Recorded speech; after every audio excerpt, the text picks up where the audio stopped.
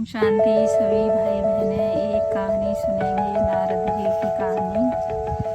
नारद जी को भक्त श्रेणी में बड़ा माना जाता है। एक बार नारद जी ने अपनी भावनाओं तथा इच्छाओं पर विजय पाने के लिए गहन तपस्या करने का निर्णय लिया।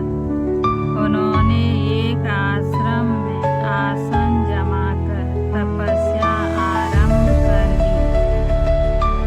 मन को अशुद्ध संकल्पों से दूर कर शांति से ईश्वरी याद में बैठ गए। नारद जी की इस तपस्या से इंद्र का आसन हिलने लगा। इसलिए नारद जी की तपस्या भंग करने के लिए सुंदर अप्सराओं को भेजा गया। लेकिन नारद जी अंश मात्र भी आकर्षित नहीं हुए।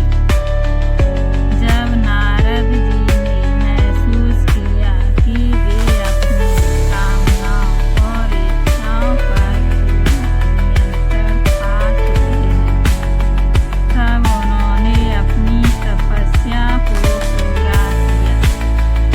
तपस्या की सिद्धि से गर्वित नारद अपनी सिद्धियों को त्रिमूर्ति ब्रह्मा विष्णु शंकर को बताने के लिए निकले। जब वे त्रिमूर्ति से मिलकर वापिस आ रहे थे, तब देवताओं ने नारद जी की परीक्षा लेनी चाहिए। देवताओं ने नारद जी के मार्ग में स्वर्ग से भी सुंदर, अति सुंदर शहर रचा।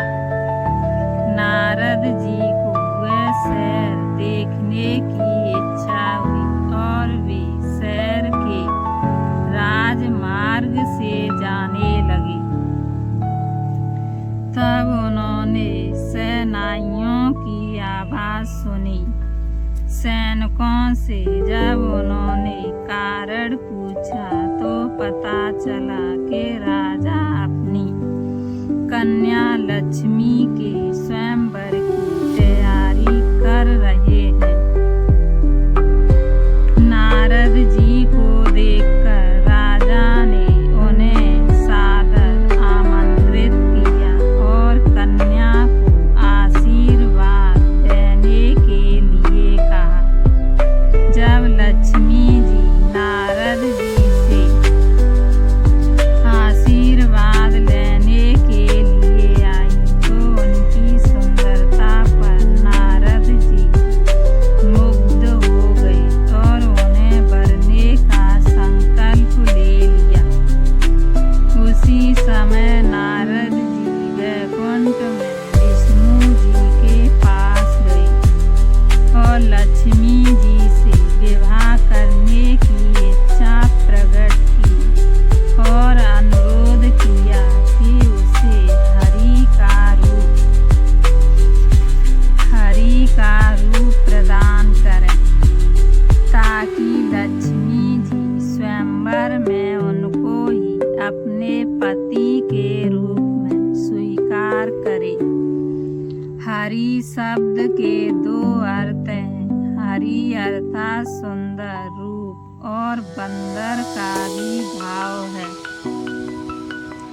इन शब्दों के जादू से विष्णु जी ने नारद जी को गले तक देवताई रूप दे दिया और मुख बंदर का दिया। नारद जी, जिनको यह पता नहीं था, बंदर जैसा मुंह लेकर तुरंत सभा में प्रवेश हुए।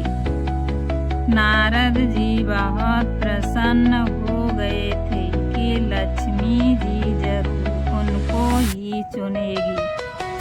लक्ष्मी जी हाथ में माला लेकर चल रही थी।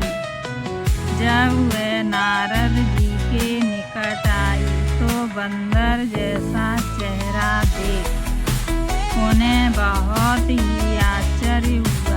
नारद जी इसी सोच में थे कि अब लक्ष्मी जी उन्हीं को वरमाला पहनाएगी।